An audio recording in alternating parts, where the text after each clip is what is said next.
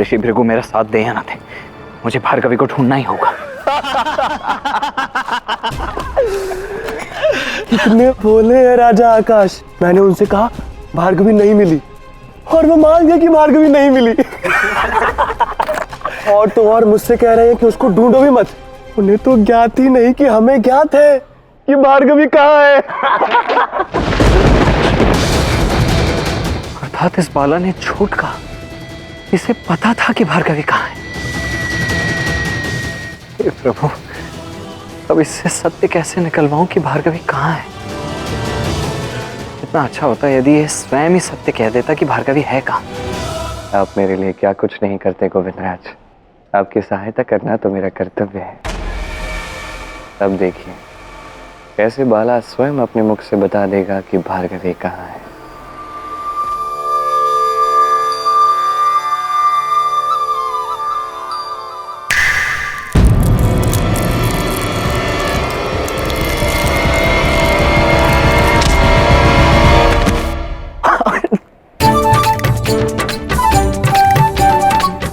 आपको लगी तो नहीं महाराज?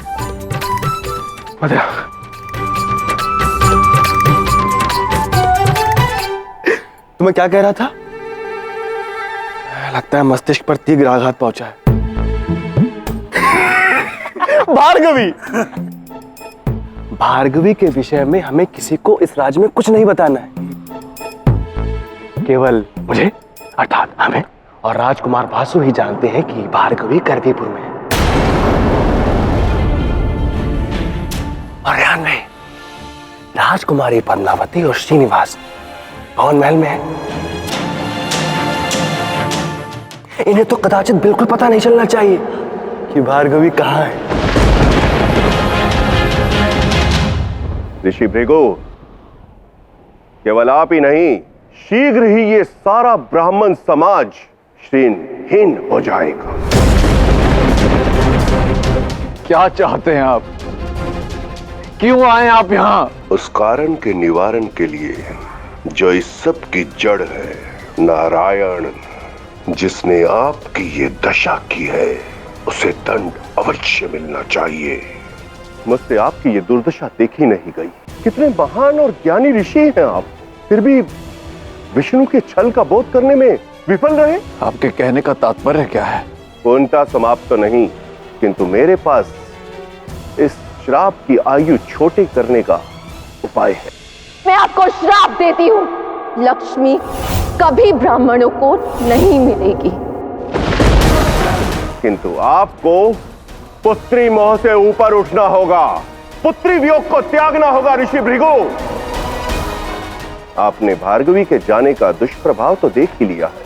आपके पास सूर्यास्त तक का ही समय है। यदि उसमें यह संकट नहीं टला तो मैं आपके साथ साथ पूरे ब्राह्मण समाज को अपने राज्य से निकाल दूंगा। यह सब इसलिए हुआ क्योंकि श्रीनिवास भार्गवी से एक होना चाहता है। अब इस श्राप के प्रभाव को कम करने के लिए हमें यह सुनिश्चित करना होगा कि श्रीनिवास और भार्गवी एक ना हो पाए, श्रीनिवास भार्गवी तक पहुंच ही ना पाए। सोच क्या रहे हैं ऋषि भृगु? आपकी पुत्री भार्गवी साक्षात देवी लक्ष्मी है। यदि वो श्रीनिवास या कहूं नारायण उसके साथ चली जाएगी तो श्राप पूर्ण हो जाएगा। तो इससे अच्छा यह है कि भार्गवी जहां कहीं भी है उसे वहीं रहने दिया जाए और श्रीनिवास के उस तक पहुंचने के सारे विकल्प बंद कर दिए जाएं। ऐसा करने से श्राप का प्रकोप ब्राह्मणों पर अधिक समय तक नहीं होगा। जब तक भार्गवी और श्रीनिवास एक नहीं हो जाते, आप प्रसन्नता से जीवन व्यतीत कर पाएंगे। किंतु मैं ये सब करूंगा कैसे? उसका भी उपाय है मेरे पास।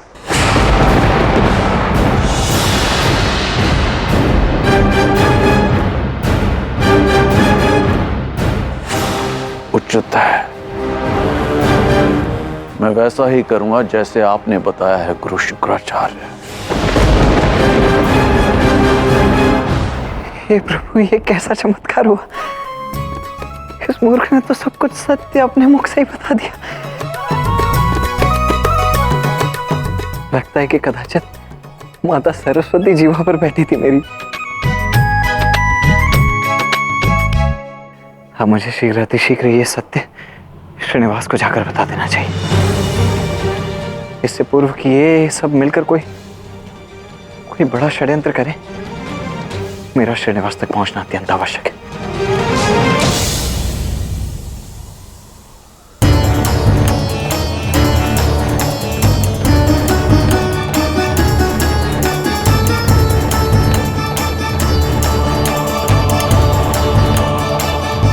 मैं इस आहुति के साथ पुत्री मोह को त्यागने जा रहा हूं।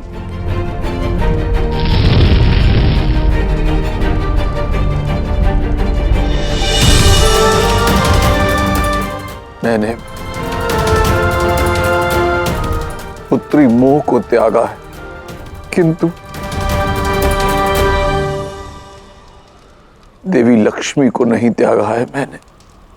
मैं चाहता हूं देवी लक्ष्मी का आशीर्वाद समस्त ब्राह्मण समाज पर सदैव बना रहे। हे महादेव, अब मैं जो करने जा रहा हूं उसके लिए मुझे क्षमा करना।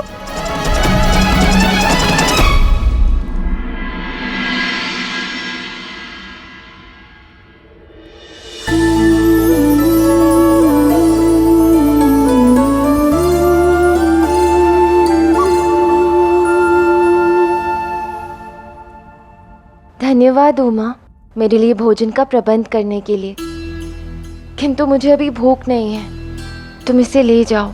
कुछ तो खा लीजिए भार्गवी ताई, भोर से आपने कुछ नहीं खाया है। मैं जानती हूँ कि तुम्हें मेरी अत्यंत चिंता है, किंतु मैं जिसकी प्रतीक्षा कर रही हूँ बस वो यहाँ आ जाए और मुझे कुछ नहीं चाहिए। क्या ये वही है जिसके नाम का ग्रास आप भोजन से पूर्व निकालती हैं?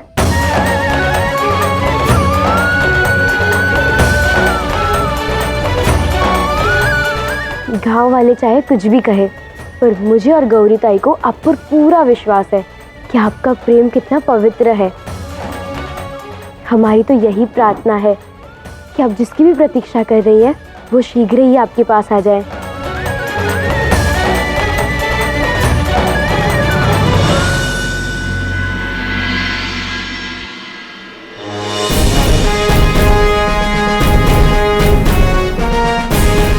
कोई महल इतना अद्भुत भी हो सकता है, ये तो मैंने कभी सोचा तक नहीं था। ये तो बहुत ही अद्भुत, इतना विशाल। क्या कर रहे हो गोविंदराज? कहाँ भटक रहे हो? ध्यान केंद्रित करो। तुम्हें श्रीनिवास तक शीघ्र ये सूचना पहुंचानी है कि भार्गवी कहाँ है।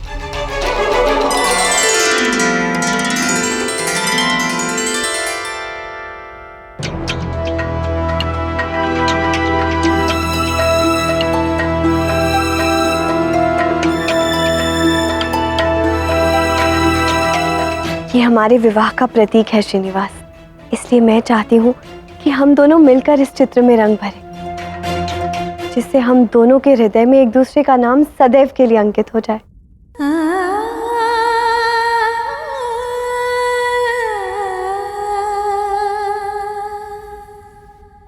श्रीनिवास के हृदय में तो सदैव से श्री का ही नाम अंकित है, किंतु ये बात तो तुम समझना ही नहीं चाहती पद्मावती। वहां क्यों खड़े हैं? आइए ना, साथ मिलकर इस चित्र में रंग भरते हैं।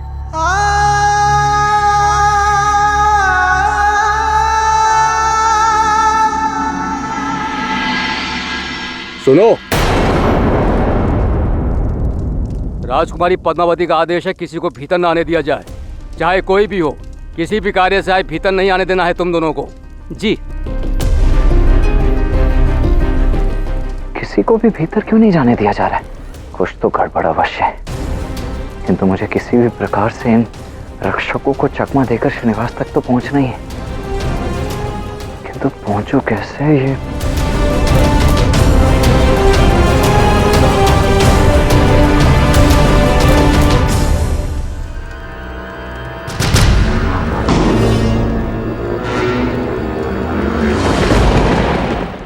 उस दिशा में आग लगी है।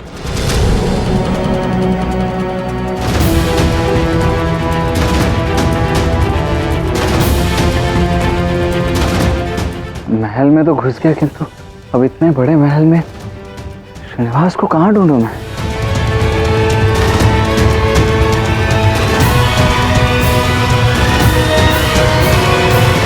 रुको, कहाँ जा रही हो?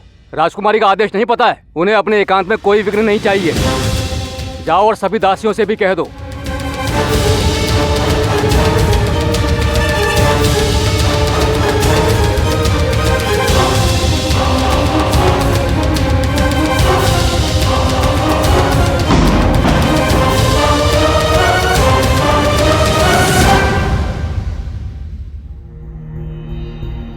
क्या बात है श्रीनिवास? श्रीनिवास,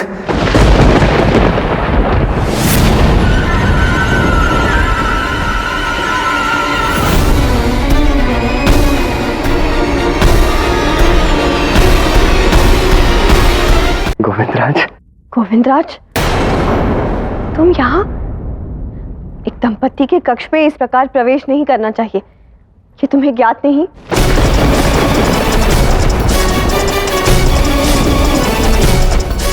मुझे क्षमा कीजिए राजकुमारी, बात ही कुछ ऐसी थी कि मुझे यहाँ आना पड़ा। मुझे अति शीघ्र श्रीनिवास को एक अत्यंत महत्वपूर्ण बात बतानी थी, भार्गवी के विषय में।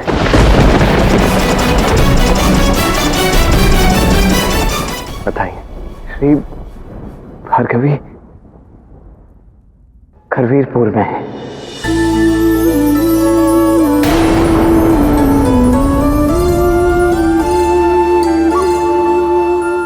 भार्गवी को मेरी आवश्यकता है और मुझे आभास है कि वो वहां करवीरपुर में। मुझे जाना होगा पद्मावती। पद्मावती, अब तक मैं यहाँ रुका रहा, मैंने अपना कर्तव्य निभाया है। अब सूचना आ गई है तो मुझे भार्गवी के पास जाना ही होगा। रुकिए श्रीनिवास।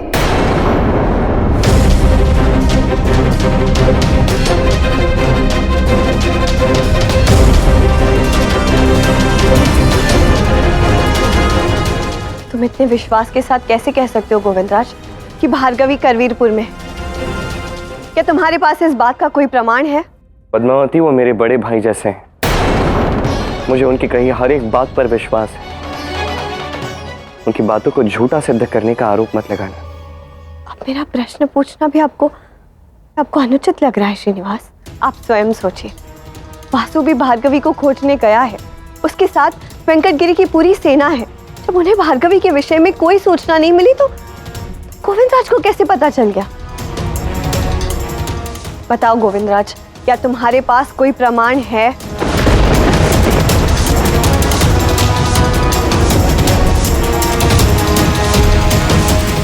पद्मावती, हाँ, मेरे पास प्रमाण है राजकुमारी जी।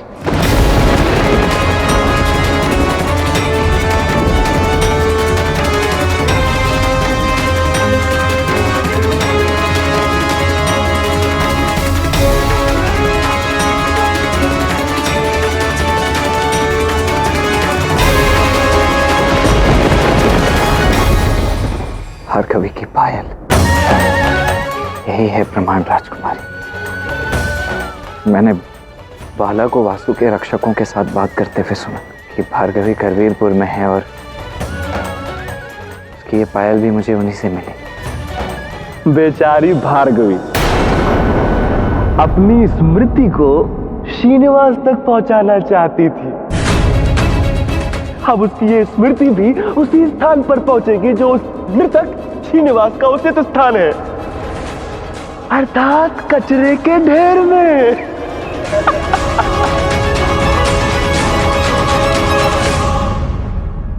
अब तो तुम्हें विश्वास हो गया ना कि भार्गवी करवीरपुर में ही है। अब मुझे भार्गवी के पास जाना ही होगा।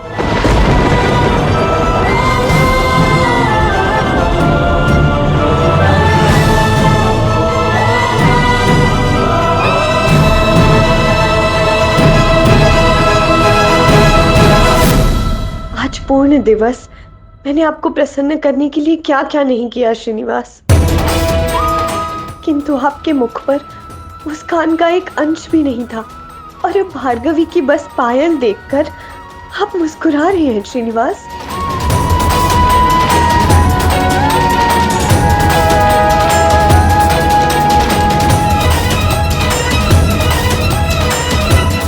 ठीक है श्रीनिवास, यदि आपको लगता है कि भार्गवी करवीरपुर में है और आप उसके पास जाना चाहते हैं तो मैं भी आपके साथ चलूंगी। उचित है, तुम भी साथ चलना। चलिए गोविंदराज।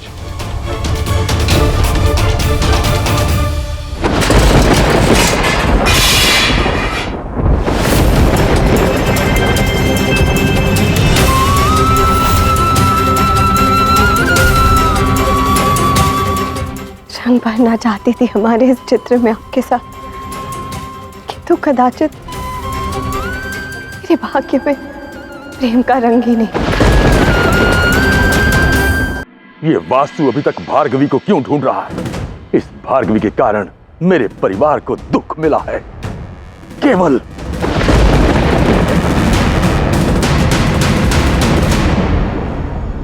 बाला, इस विषय पर मैं तुमसे बाद में चर्चा करूंगा। इस समय हम आपसे भेंट नहीं करना चाहते ऋषि भृगु। मुझे ज्ञात है राजन कि आप मुझसे रुष्ट हैं, किंतु मैं जो कहने आया हूं उससे आपकी सारी समस्याएं दूर हो जाएंगी राजन। इसीलिए मैं विनती करता हूं कि मुझे अपनी बात कहने का एक अंतिम अवसर दें। कहिए, क्या कहना चाहते हैं आप?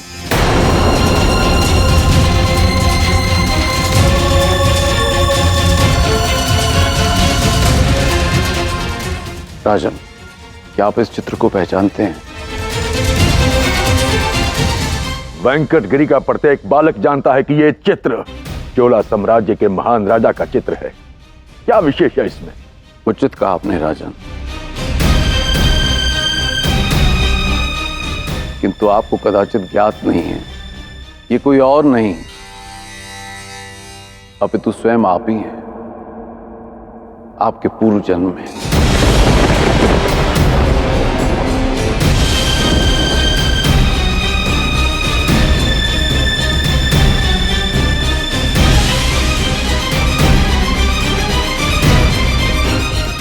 कैसे संभव है ये सत्य है राजन। और आज मैं आपको आपके इसी जन्म की कथा बताने आया हूं, क्योंकि जब आप अपने पिछले जन्म के कर्मों को जान जाएंगे तब आपको ज्ञात होगा कि आज तक आपके साथ जो कुछ घटित हुआ है वो क्यों हुआ है और कैसे आगे होने वाले अनिष्ट को आप होने से रोक सकते हैं। बताइए ऋषिवर, मैं अपने परिवार को किसी भी स्थिति में दुख में नहीं देख सकता। मैं आपको अवश्य बताऊंगा, किंतु यहां नहीं। उसके लिए आपको मेरे साथ उस स्थान पर चलना होगा जहां पर वो घटनाक्रम आरंभ हुआ था, जिसके कारण हम सब इस जन्म में एक दूसरे के कर्म बंधन में बंध गए हैं। ठीक है, चलिए, आइए मेरे साथ।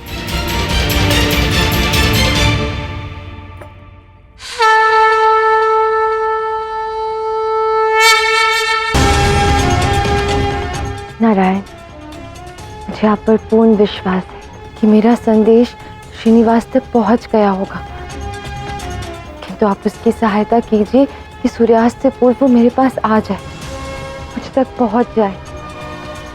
मुझे ज्ञात है कि श्रीनिवास मुझसे प्रेम करता है और उसे अपना प्रेम सिद्ध करने के लिए मेरे पास आना ही होगा।